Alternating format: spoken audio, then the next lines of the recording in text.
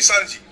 watamu sutende hore ko jokki kon so sanji joni o artika gonga onangi transition o wajiti koko be nata do onno trompe go limbe ben mi wona nay mo kadi mi wona tato nyow kanko en do goto warata ke fi politique kanko en do goto seketa ke fi politique kanko en do justice wona la boussole hande dum gon fo o jokkali be watamu sutende hore dum don pay ko jelo e fejjini do pour capande geddo o fejjini do kanko en non goto warata ko waranobe ben on saynu wo ben ko wona no be ministre futur ministre ambassadeur e cadre be hande so ari o watti dum on ti wa sutende me watamu sutende hore dum don.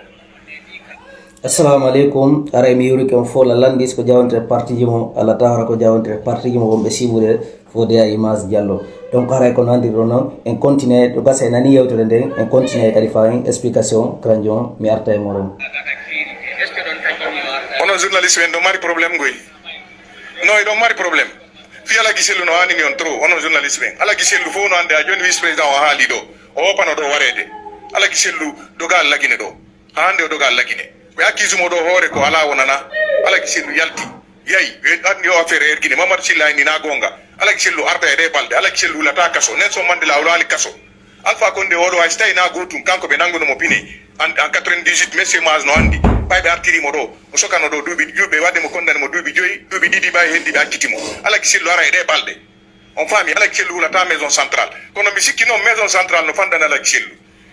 mi anda hombo wata na budi ala giselu maison centrale kono benni o yeso ci kumpa. Assalamu alaikum ara mi yuri kam fola landis ko jawtre parti jimo ala tahara ko jawtre parti jimo wombe sibude fode ay Image déjà maison centrale hewa hika ha ko yasi wale mo kala preparo minima kusa simu eduma na mo ya maison centrale parce que hika na be maison centrale be duda ibe ben ko mahapini be ko honno sillo artirta wobbe ko dum mahapini be wobbe ko mahapini be ko honde sillo artata ko kan hala don tunanta be hala ko hundo ko mabbe be anda ala gisellu no continue golle mum ha wombe be haalde dum be woni ala golle est ce que fami wombe haalde be fi ala gisellu no wuli ko be woni ala golle sondari est ce que fami sellu arta ka leydi ha o hewtita faala do yo nanu dum ko no bimu mo faala ka o yo andu dum non kisa sa hi himbe ben yaltude hande be dénigra leñol pullo be yen harakati ko fulbe ko parce que be ala woni hakkil be faama hay fus sa hi hanki gemma ka e heccanki sas be ben kankan fop sas be hotti gine fop be mogondiri benni be soutenu Mamadi Doumbouya benni wato ko pouvoir wato mijo hay organise gol élection yobe fellutu be holo be hoddo simandu 2040 tawaybe ko dum be wona haalnede stay yawri enen kadi soutenu gol mo mengo konno gerditeten mi mere andi ko feddata ko donc si hawri jama on be ala mi gitade ko fewndi ko si tay ko mapil be dum ko honno sellu artita sellu no wuli ni ko di haalaaji dum to wona haalede ni ko lagine be mi gitade ko na ko fewndi dum Dumbo arno o ni que la justice sera notre boussole hande ko no fewndi o yeyi do simet o yeyi do ko berde bambito wullinkini bay ko dum woni wullinkina gol o famini do hande kadi be warano be do tan depuis tan Alpha Condé ha hande 28 septembre sifa dum watata hande ko ari do bilan mo wadi o zéro kore do ha hande fiyo bilan nanal be hala on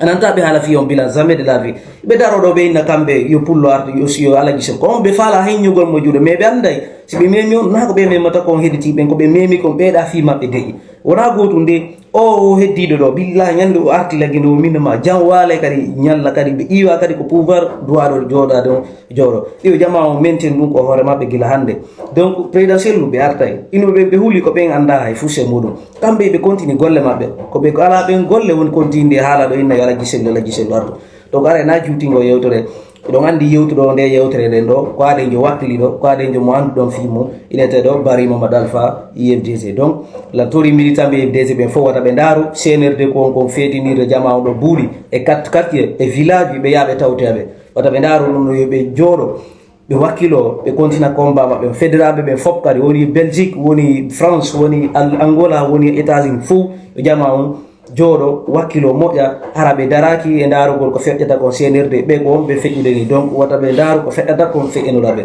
na juuti ngo yotere no andiro no fode ay Image Diallo en tant que milla wuri selli ko gonga kambi so mi combatanta ko gonga kambi soutienata min la hidela giselu fop no andi dum non donc min ardube ben IFDC fiton intérêt mo benno no der to mi hido ngandila mi donc inshallah combat an kalmi continuer mo kadi min na goddo yobata min ko Allah yobata la est ce qu'on famille na juuti ngo yewtore mais mi gite hunde wotre ala giselu be arta ha be hotita kadi kadi lagine ko fimen en fop mede voilà imbe gono yalta sutena Mamadi Doumbouya hara ko fulbe manikabe kanka hotigine fop mo bondiri fi sutenu gol Mamadi Doumbouya enen kadi mo bondiri en fop mede sutene mo mengo hayi mo ma on si moƴƴa sharia islam no wi wota wiggo mo ma on banatu mo ma si goddo baniti mo makko en kadi banniti mo ma on menen ala mi jita golluno den hala dum selulu ni eni ko dum tum mabini be waddi dum hay amir dum mama ya jon ko de carteji sukaɓe fof ko action force vive fof yo tammode joni de radio le mon wassalam merci beaucoup à tous woɓe siwude